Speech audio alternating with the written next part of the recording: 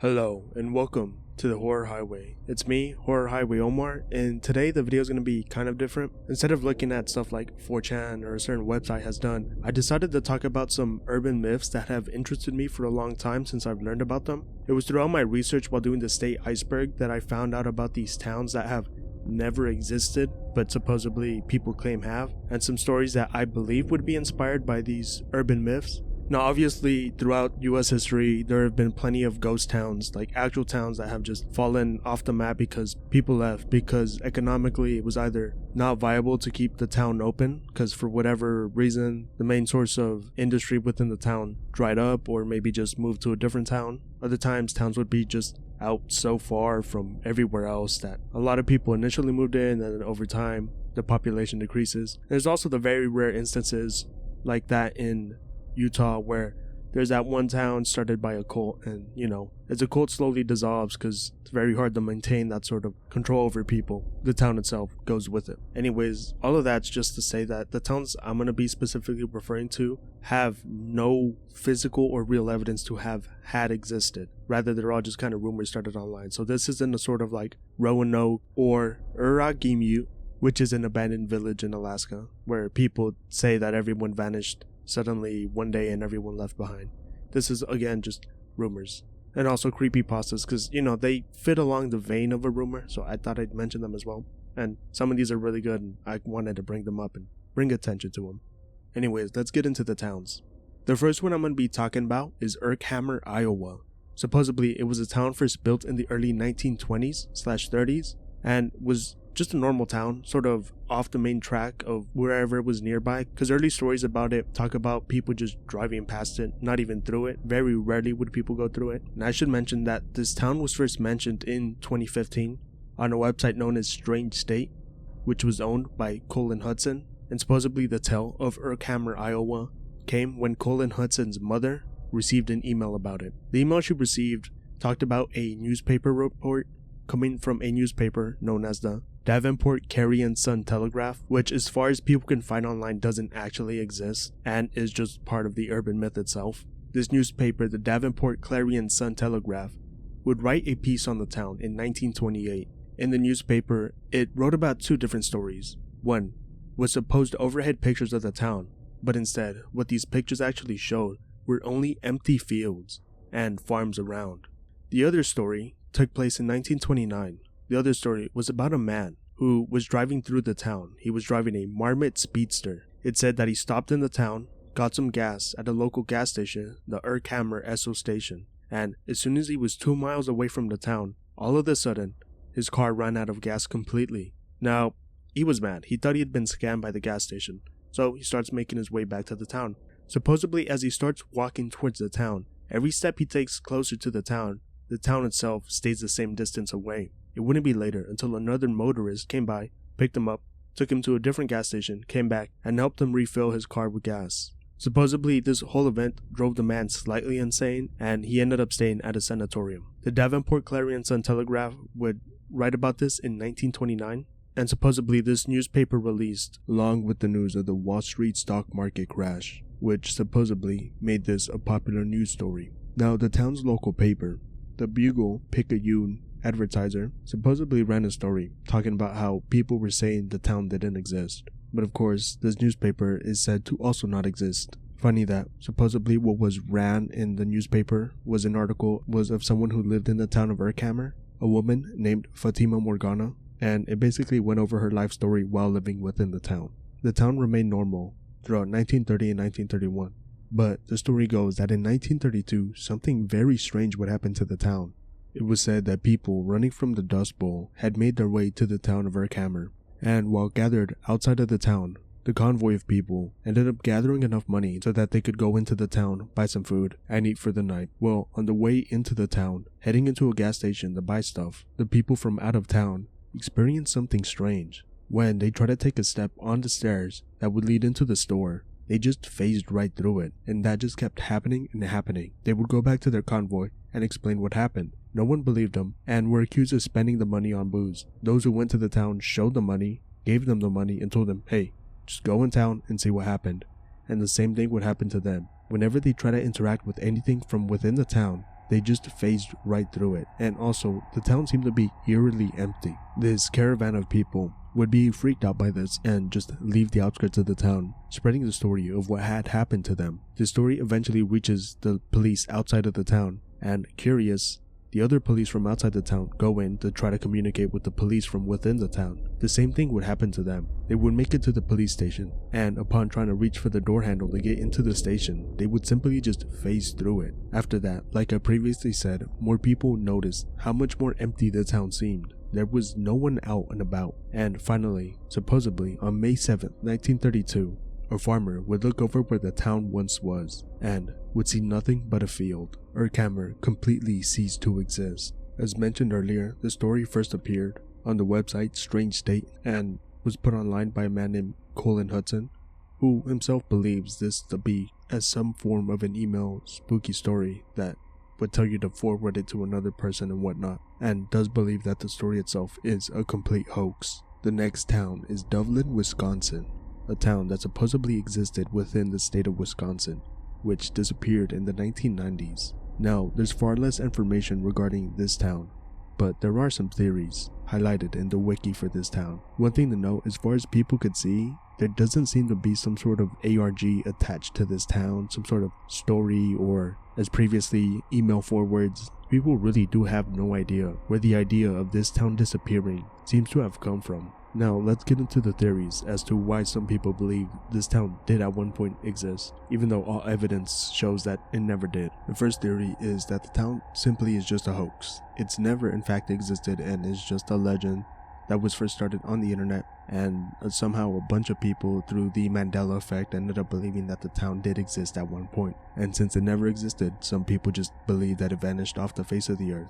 Another theory was that the town did exist, but it was unincorporated, and that somehow, through some event, maybe a dam or something, the town ended up being destroyed, and because it was unincorporated, it just never was really listed as a real town, and supposedly that's why you can't find any information of it online. But that doesn't really make sense, because even unincorporated towns still have a lot of documents about the history of the town and the people within it, so some of that would have made its way online. My personal favorite theory is that Doveland has never existed. Some sort of bot/program just made a bunch of shirts and mugs and stuff mentioning Doveland, Wisconsin, and somehow that ended up tricking the algorithm in Google into believing that Doveland, Wisconsin did exist.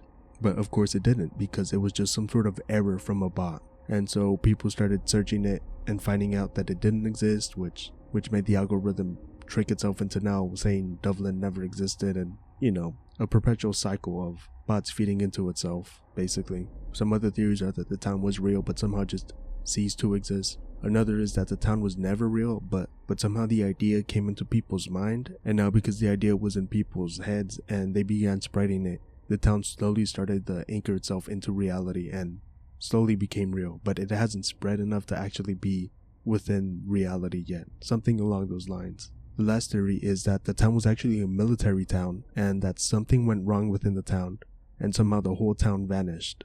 Now for the military theory one, there is some connections that can be made. This mainly involves something known as Project ELF. Project ELF stands for extremely low frequencies and is basically two antennas that communicate with submarines, and it ran from 1989 to 2004, and one of the antennas is located within Clam Lake, Wisconsin, and that's why some people suggest that Doveland itself was a town lost to the project. Not specifically Project ELF, but the predecessor, Project Sanguine, which is, honestly, I don't even know how someone could even suggest this to the government to build. It was basically Project ELF, but instead of being two antennas, it was supposed to be one giant antenna that covered 2/5 of the entire state of Wisconsin, which is pretty big. Obviously, this was a stupid idea and was rejected, then turned into Project ELF. Some people suggest that Project Sanguine was going underway and something happened in Doveland, which ended up causing Project Sanguine to be stopped, and then that would be turned later into Project ELF. That's at least a theory.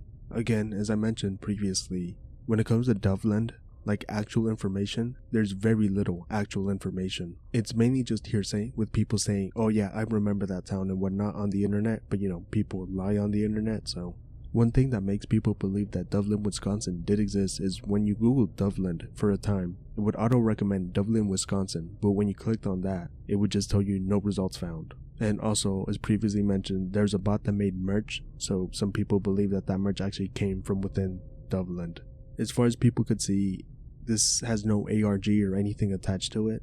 That's why people simply believe it to be an urban legend or a hoax. The last urban legend I'll be talking about is Langville, Montana. Very little is actually known of Langville, Montana, if it ever existed, or is simply a hoax. And that's kind of part of the hoax in itself. Possibly information of Langville itself got erased from the internet, so no one could find anything. One thing that is frequently mentioned about Langville is supposedly how when you Google Langville, Montana, the first thing Google autocorrects it to is Langville, Montana incident, or Langville, Montana disappeared, or Langville, Montana turned inside out. Though that must have been from a while ago, because when I Google Langville, Montana, I do get results, so must have been back in like 2018, 2017 when that was happening for people. Oh, and just like Doveland, when people clicked on those auto-corrected results, nothing would appear. Strangely enough, some people do believe this might be an ARG because it's mentioned in a Ghostbusters movie, and so now people believe that it might have been created by the Ghostbusters movie to drum up some sort of interest in the movie.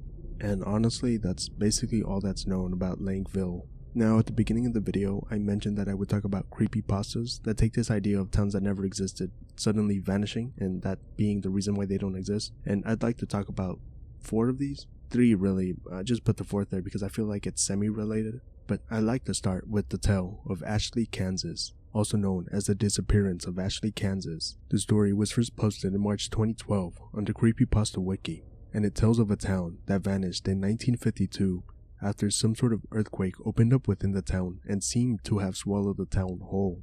Now, I'm not going to read the whole story to you, and I highly recommend you read it yourself or go listen to someone read it, like a creepypasta channel or something. That's how I first heard of it. It's really good, but I will give you a slight gist of the story. Basically, when the earthquake first opened up under the town, the state government came to the site looking for survivors and whatnot. They never found the supposed 679 people that lived within the town, and later, another earthquake would happen in the same exact spot in the town, but this time it would close the fissure, covering up the whole town.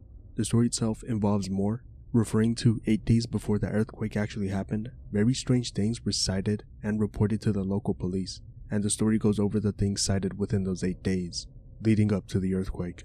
The very last event described is just what happens before the earthquake takes the town, and is how the story ends, and is really just perfection to this whole story. So again, go read the story or go listen to this story. I highly recommend it. The town that disappeared, aka Elk Grove, Wyoming. Now, Ashley, Kansas was written in a way that it was like sort of a police report, and this one is written as a personal report that someone's just writing onto Reddit, posted on r/nosleep by The Lost Town in 2014. It goes over the event the user went through 11 years ago when they were just 13, taking a vacation in a cabin in Wyoming in Elk Grove. The OP of the post, The Lost Town, basically goes over his summer within Elk Grove, at least in the first part, because the story is split into 2 parts. And the first part is really where that disappearance of the town is put to the max in its writing. It starts with the OP goes over his summer just, within the town. To him, it was strange. He felt like he was being observed by the people who lived there, but he didn't mind it too much, at least not at the time. It's while he's at the library in the town, he overhears people talk about strange lights appearing in the night sky. He even sees it on the newspaper and brings it up to his family, but no one really believes him or takes him seriously, obviously thinking the people who live there are just not understanding what they're seeing and blowing something out of proportion. That all eventually leads into one night when him and his brother are watching TV, but for whatever reason he can't get good reception, so they go to sleep early, and out of nowhere later in the night, an earthquake happens and everyone freaks out and is trying to figure out what's happening. So OP and his family end up going out and seeing something extremely strange. They see the town of Elk Grove engulfed in flames and strange lights in the sky. OP takes a picture and he does post it with the story on Reddit. The family go back in the cabin and are staying there for their safety because they don't know what's going on out there. Supposedly later, someone knocks on the door of the cabin. The father goes to see who it is, and it's a military man. The father and the military man have a brief discussion, which eventually convinces the dad to get everyone to leave, and so they do. The family makes it back home, and the kid, obviously intrigued by what happened, goes online to find news of this town and what happened to it, but finds nothing. The only evidence of the town existing being the photograph he took and the newspaper he bought from the town that he managed to pack and take home. That's the end of the first part. The second part is basically the OP going back to where he believes Elk Grove to be, but just having complete failure and not being sure if where he's at is actually Elk Grove, because nothing seems to line up with what he remembers as a kid. And to him, he even says that might actually just be him misremembering because it happened so long ago. Though in the second half of part 2, he does mention seeing a comment in the Reddit thread where someone suggested he try to find his father's journal if he had one, which OP does, and it reveals to us not a lot of information, just that a military man did come down to the cabin, did talk to the father, and warned the father to leave because if he stayed there, something very bad would happen to his family. And the only clue we're given to as what it could possibly be is a line in the journal saying that the powers responsible for this are not of this planet, or something along those lines. And that's basically the end of part 2. If you want to read it or any of these stories, it's going to be linked in the description of the video, so yeah. The third story I'll be talking about is the lost town of Deepwood, Pennsylvania. And while the other two stories were more of reports, kind of, not really in a story structure, more of a creepypasta structure, I guess. I'm not quite sure how to word it, I hope that makes sense. This one, through and through, is written like a book. And there's a reason for this. Posted on NoSleep by the Dalek Emperor 11 years ago. It's actually the same person who wrote Baraska. I don't know if you've ever heard of that creepypasta / read of it. It's really famous, it's really good. And the author, C.K. Walker, is a really good author / writer, whatever you want to call it. I'll be honest with you guys, it's also really long. I haven't got to the second and third part because it's split into 3 parts, and they're all pretty long. But since I'm really just wanting to talk about these, I figured just reading the first part is kind of good enough, because it's already really good. And I'm assuming the other 2 parts will also be really good. But again, I only read part of part 2, and I feel like that's enough to get people really interested in the story, because I don't want to spoil too much. But essentially, whatever happened in Deepwood, the place they went to, has slowly erased the town entirely, and now no one remembers anything about it except the main character. Despite the name of the story actually takes place in the town of Middlesbrough during 2002, with an unnamed protagonist and her friend, Jamie. The unnamed protagonist had just recently moved into the town, and that's because the protagonist's father's career always makes him move from town to town. It was during the summer of 2002 that the protagonist and Jamie are just messing around town, doing whatever they want, when one day the protagonist would learn about a legend near the local town, that of Deepwood, a long-lost town that some people have tried to look for. This intrigues the protagonist, so they try to convince Jamie to go with them to try to look for the lost town. And for the most part, Jamie warns her, basically telling them no, they shouldn't go, that someone at one point had tried to look for the town. And in the end, they ended up finding the body of that person who died looking for the town. And as the protagonist's time in Middlesbrough approached its end, the protagonist would end up finally convincing Jamie to go out into the woods and look for the town of Deepwood. The protagonist had an idea of where the town could possibly be, believing that if they followed the train tracks that were in the forest, it would eventually lead them to the town, while Jamie had suggested that others believed it was near a lake next to the town. Despite that, the protagonist and Jamie take the train tracks, with Jamie telling the protagonist that that's the way the person who died looking for the lost town went. On the way to Deepwood, while following the train tracks, some sort of time distortion thing happens where they believe they spent around 40 minutes walking on the train tracks, but in reality it had actually been 2 hours. And at that point, Jamie had argued that they should just head back because it was already getting late. But as soon as he said that, they finally reached something, a dilapidated church, which they quickly break into. Now, this is where the good part of the story happens, and I don't want to spoil too much, but basically, they find something they shouldn't have, and they have to quickly escape from the church, which they manage to do in the nick of time. And as soon as they make it out of the church, they end up following the train tracks, trying to make their way back to Middlesbrough, because they had been out for so long, and it was already really late. A police report would be written on the event that happened to them, and that would basically be the end of it. The protagonist would end up leaving Middlesbrough earlier than they expected, and didn't even get to say goodbye to Jamie. Sometime after the event, about a year, the protagonist of the story realizes something really strange. It seems that their memory of Middlesbrough and the Lost Wood seems to be fading. This gets them curious and makes them wonder what the hell even happened to that town after what happened inside the church. Well, the protagonist ends up asking their parents, only for them to reply with absolute confusion, as they have no idea what the protagonist is talking about. This eventually leads the protagonist to research online and starts Googling the town, only to find no mention of the town whatsoever. And after that, the protagonist hires a private investigator to find out anything about the town. only for the private investigator to come back and tell them they found nothing. The protagonist then remembers about the police report that they had, and they go looking for it. They find it, only to find a blank piece of paper, and it seems only the protagonist remembers what happened inside the town, as the town itself seems to be vanishing. And that's basically how part 1 ends. I'll leave it there for now, and if you're interested, you go read it or listen to it. And the last semi-related story to this, it technically isn't a town that vanished, but a town that never existed type thing, is one from 4chan. It's a 4chan greentext, in which an anon is out in southern Utah. He's driving around, it's late at night, he has no idea where he's at, but he eventually does find a town. He goes into the town, and he notices immediately that it's extremely weird, for when it's late at night and there's jazz being played in the streets. The town is very, very small. Well, there, he's hungry and he wants to get food. All that's there is fast food places and hotels. He tries a couple fast food places, but they're all empty despite being powered on and open. He goes to a McDonald's, which does have someone in there. He orders, he gets their food, and he leaves. Later, after I assume he's done eating, he goes looking for a hotel to stay in. He finds that the parking lot for every single hotel is completely empty. Despite that, when he goes in, 2 of the hotels tell him they're completely booked and have no rooms available. Also, while checking in at the hotel, he notices that the person behind the counter seems extremely similar to the people that were in the McDonald's. And he even asks them, and they tell him, "Oh no, that's my brother." Anon doesn't care, he's very tired. He just gets his room key and leaves, goes to sleep. He wakes up in the morning, leaves the hotel, goes back to the McDonald's to get food, and notices that it's the same people that were there last night. He asks them how to get out of town, and the guy basically tells him there's only one road, the same one you came on, also leads you out. So he takes that road out, and he notices that the town is surrounded in a big metal wire fence that has a big motorized gate.